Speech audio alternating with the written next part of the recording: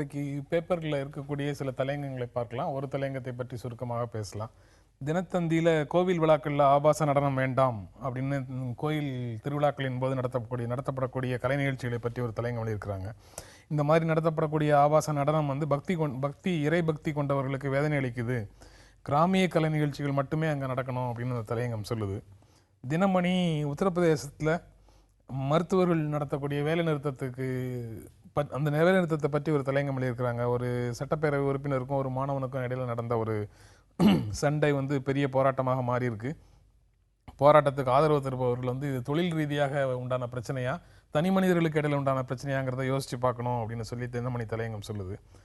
இந்து தமிழில் இந்திய பாகிஸ்தான் நல்லுறவு கூட்டுக்குழு நடத்திய பேச்சுவார்த்தைகள் பற்றி ஒரு தலையங்கம் எழுதியிருக்கிறாங்க. வெறும் பேச்சுவார்த்தைகள் அல்ல, இது இரு நாட்டு மக்களின் நல்லெண்ணங்களும் நல்லுறவும் தான் பிரச்சனைகளற்ற போக்குவரத்தை சாத்தியமாக்கும் அப்படின்னு சொல்கிறாங்க. தி ஹிந்து ஆங்கில நாளிதழில் வளர்ச்சி விகிதம் குறித்து மத்திய புள்ளியியல் நிறுவனம் வெளியிட்ட அறிக்கையை ஒட்டி எழுதியிருக்கிறாங்க. பொருளாதார மந்தநிலை தொடர்ந்து நீடிக்குது, வளர்ச்சியின்மையும் விலைவாசி உயர்வும் வருகிற பொது தேர்தலில் எதிரொலிக்கும், அரசு பலவீனமான சூழலிலேயே தேர்தலை சந்திக்க இருக்குது அப்படின்னு ஹிந்து சொல்லுது. இந்தியன் எக்ஸ்பிரஸ் ஆம் ஆத்மி கட்சியினருக்கும் பாஜகவுக்கும் நடந்த மோதல் பற்றி தலையங்கம் எழுதியிருக்கிறாங்க. ஆம் ஆத்மி கட்சியினர் எந்தவித விதிகளையும் பின்பற்றுவதில்லை என்று தெரிகிறது, தலைப்புச் செய்திகளில் இடம் பிடிப்பது மட்டுமே அவர்களுக்கு நோக்கமாக இருக்கிறதுன்னு ரவிச்சந்திரன் கொஞ்ச நேரத்துக்கு முன்னாடி சொன்ன செய்தியை அந்த தலையங்கம் பதிவு செய்யுது. ஆம் ஆத்மிக்கு பதிலடி கொடுக்க பாஜகவும் தயாராகணும், ஆனால் அது அரசியல் ரீதியாக மட்டுமே இருக்கணும்னு சொல்லி இந்தியன் எக்ஸ்பிரஸ் தலையங்கத்தில் சொல்கிறாங்க. டைம்ஸ் ஆஃப் இந்தியா நாடாளுமன்ற தேர்தலில் நாட்டின் முன்னேற்றம் தான் முக்கியமான அம்சமாக இருக்கும், மதச்சார்பின்மை பின்னுக்கு தள்ளப்படும், மதச்சார்பின்மை பிரச்சாரம் மங்கிடுச்சு, மதம் என்பது மக்களுடைய தனிப்பட்ட விருப்பம், அதை அரசுக்குள் கொண்டு வந்து நுழைக்கக்கூடாது அப்படின்னு சொல்லி அந்த தலையங்கம் சொல்லுது. அவங்க சொல்கிறதுல முக்கியமான விஷயம் வந்து மதச்சார்பின்மை வர்சஸ் மதவாதம் அப்படிங்கிற மாதிரியான தேர்தல் களம் எல்லாம் இந்த தேர்தலில் இல்லை, பெரும்பாலான அரசியல் கட்சிகள் வளர்ச்சியையே முன்னிறுத்தி பிரச்சாரம் செய்யுது அப்படின்னு சொல்கிறாங்க. நீங்கள் அந்த பார்வையை நீங்கள் ஏற்றுக்கிறீங்களா? அந்த பார்வையை நான் ஏற்றுக்கிறேன். ஏன்னு கேட்டிங்கன்னா, இப்போ வந்து இந்த மதச்சார்பு மதவாதம் மற்ற விஷயங்கள் எதுவுமே இந்த தேர்தலில் வந்து பெருசாக ஜனங்கிட்ட எடுபடாது. ஏன்னு கேட்டிங்கன்னா, இன்றைக்கு மிகப்பெரிய பிரச்சனை நம்ம நாட்டில் இருக்கிறது வந்து வேலையில்லா திண்டாட்டம். நீங்கள் எடுபடாது அப்படின்னு சொல்கிறீங்க. ஆமாம், அனைத்து இந்திய அண்ணா திராவிட முன்னேற்ற கழகம் சொல்லக்கூடிய அந்த 3 முழக்கங்களில் அமைதி, வளம், வளர்ச்சி அப்படின்னு சொல்கிறாங்களே, அதில் அந்த அமைதிக்கு பின்னால் இருக்கிற பொருள் என்ன? அமைதிங்கிறது வந்து மதச்சார்பின்மை, அதனால் யாருக்கு மதங்களுக்குள்ள கலவரம் வரக்கூடாதுங்கிறது அது அந்த நோக்கம் இல்லை. அது அமைதிங்கிறது வந்து இன்றைக்கி இந்தியா லெவலில் எடுத்துக்கிட்டிங்கன்னா sir, Tamil Nadu is a peaceful state அப்படிங்கிற ஒரு இது இருக்குது. தமிழ்நாடு ஒரு அமைதியான இடம், இங்கே வந்து எதை வேணால் செய்யலாம், தொழில் செய்யலாம் அப்படின்னு வட இந்தியாவில் வர நிறைய பேர் அதை தான் சொல்கிறாங்க. ஸோ அந்த அமைதிங்கிற பொது அமைதி எப்படின்னு கேட்டிங்கன்னா, மக்கள் அவர்களுக்கு உண்டான வேலைகளை எல்லாம் பார்த்துக்கொண்டு அவர்களுடைய வாழ்க்கையை மிக அமைதியாக நடத்த வேண்டும் அப்படிங்கிறது அந்த அமைதிக்கு அர்த்தம். ஏன்னா இந்த மதச்சார்மையில் இன்றைக்கி ஒரு பெரிய இஷ்யூவாக இருக்காரு. ஏன்னா நரேந்திர மோடி அவருடைய இதில் எதுவும் அதை பற்றி ஒன்றும் பேசுறதில்ல.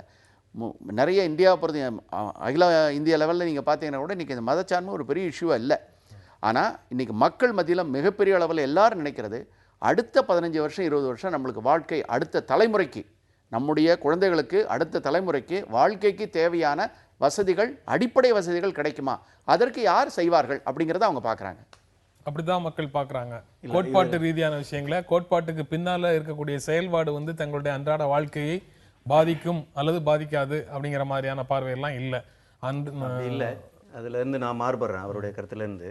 அதாவது மதசார்பின்மை முன்னுக்கு வருவதும் வராமல் இருப்பதும் நம்மளுடைய பிரச்சாரங்களிலிருந்து வரக்கூடிய விஷயம். பாஜகவை பொறுத்தவரை தமிழ்நாட்டில், இந்தியாவில் பிரச்சாரத்தை துவக்குகிற போது வளர்ச்சி என்கிற ஒரு வார்த்தையை முன்வைத்து பிரச்சாரத்தை துவக்கியிருக்கிறாங்க.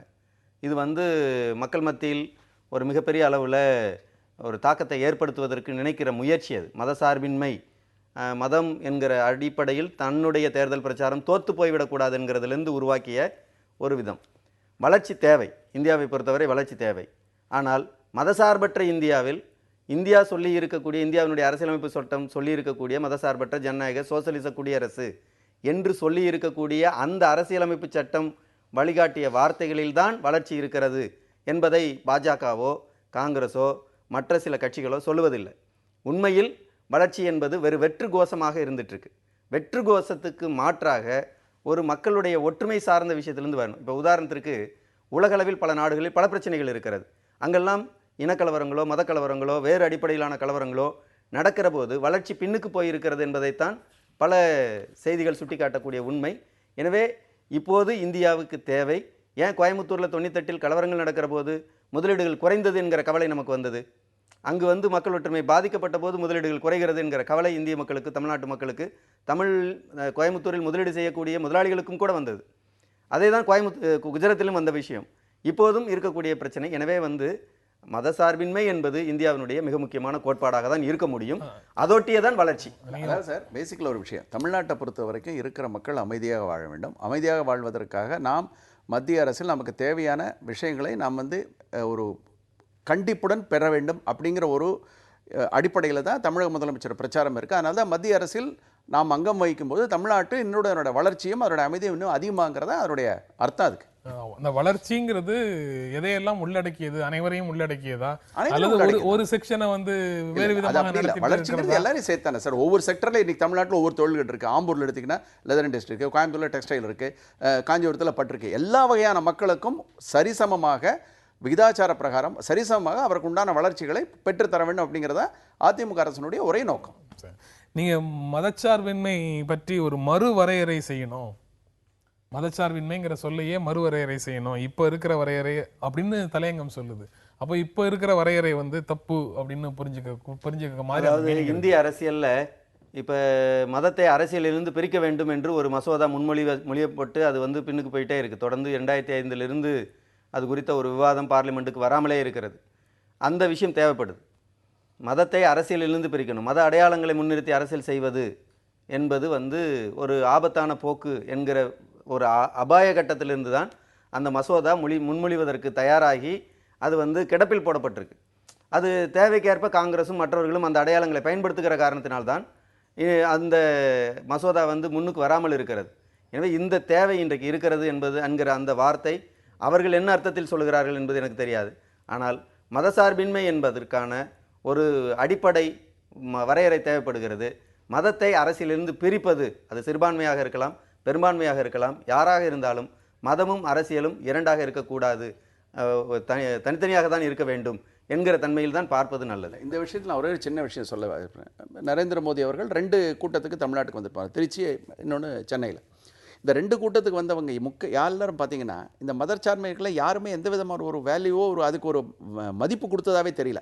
நரேந்திர மோடி குஜராத்தில் நிறைய செஞ்சிருக்காரு, அது மாதிரி இந்தியா வந்தால் செய்வாருங்கிற ஒரு நம்பிக்கையோடு வந்தவர்கள் தான் அவங்கெல்லாம். அவர் பார்க்குறா, அவர் பேசணும், கேட்கணும், இத்தனை ஹிந்தியில் தான் பேசியிருக்கார். பேசிட்டு அவர் சொன்னதை புரிஞ்சுக்கிட்டு அவருடைய கருத்துக்களுக்கு மதிப்பு கொடுத்துட்டு தான் போயிருக்காங்க. ஸோ மதச்சார்பையும் பண்ணிங்கிற சார், தமிழ்நாட்டை பொறுத்த வரைக்கும் மதவாதத்துக்குலாம் என்னைக்கு இடம் கிடையாது. இங்கே எல்லாரும் ஒன்று தான், யாராக இருந்தாலும் சரி. என்னைக்கு இடம் கிடையாது. மோடிக்கு வந்த கூட்டம் திரட்டப்பட்ட கூட்டமே அல்ல. அது வந்து ஒரு கட்சியின் பெயரில் திரட்டப்படுகிற கூட்டம் தானே. அது வந்து எப்படி ஒரு இப்ப நாங்க கம்யூனிஸ்டுகள் நாங்கள் திரட்டுகிற போது நாங்க திரட்டுகிற கூட்டம் தான் அது எந்த கட்சியாக இருந்தாலும் திரட்டுகிற கூட்டம் தான். அதுல வந்து திரட்டுறாங்க, அது பதில் இல்ல. திருச்சியில அதான் பண்ணாங்க, 10 ரூபாய் கொடுத்து வந்தேன்னு சொன்னாங்க. பிஜேபி பொறுத்தவரைக்கும் அப்படிதான் அவங்க நினைக்கிறாங்க. நான் என்ன சொல்ல வரேன், பைசா கொடுத்து கூட்டுற விஷயங்கள் வந்து தமிழ்நாட்டை பொறுத்த வரைக்கும் சார் மதவாதம்ங்கிறது தேர்தல் களத்துல இப்ப பார்க்கக்கூடிய எந்த கூட்டத்தை கண்டும் நாங்க எந்த விதமான கருத்துக்கும் வந்துடக்கூடாது, எல்லாமே திரட்டப்பட்ட கூட்டம்ங்கிற முடிவுக்கு தான் வர முடியுமா? பெரும்பாலும் அதுதான். அதாவது இன்றைக்கு மக்கள் மத்தியில் கடந்த காலங்களைப் போல் முன்றைக்கு வந்து அரசியல் பிரச்சாரத்தை கேட்பதற்கு பொதுக்கூட்டங்கள் மட்டுமே வழி. இன்றைக்கு அது மட்டும் வழி அல்ல. இன்றைக்கு பல ஊடகங்கள் முன்னுக்கு வந்திருக்கிறது. எனவே பொதுமக்கள் அந்த வகையில் போய் முன்னுக்கு வருவதில்லை. அஃப்கோர்ஸ் சில முதலாளித்துவ கட்சிகள் மிகப்பெரிய அளவில் காசு கொடுத்து திரட்டுகிற போது அங்கு ஏற்படுகிற சூழலெல்லாம் பார்த்து பொதுமக்கள் வராமல் போகிற நிலைமையும் கூட இன்றைக்கு ஏற்படுகிறது. சில இடங்களில் தேர்தல் காலங்களில் பொதுமக்கள் இன்றைக்கு வந்து கொண்டிருக்கிறார்கள். அவர்கள் கேட்டுட்டு என்ன டிசைட் பண்ணுவாங்க என்பதை அந்த மக்கள் தான் தீர்மானிக்க வேண்டுமே அல்லாது மதசார்பின்மை குறித்து வந்தாங்களா, மதம் குறித்து வந்தாங்களா எல்லாம் பேச முடியாது. அது திரட்டப்பட்ட கூட்டம் என்பது பார்க்க வேண்டும். நம்ம தொடர்ந்து பேசலாம் ஒரு இடைவேளைக்கு பிறகு.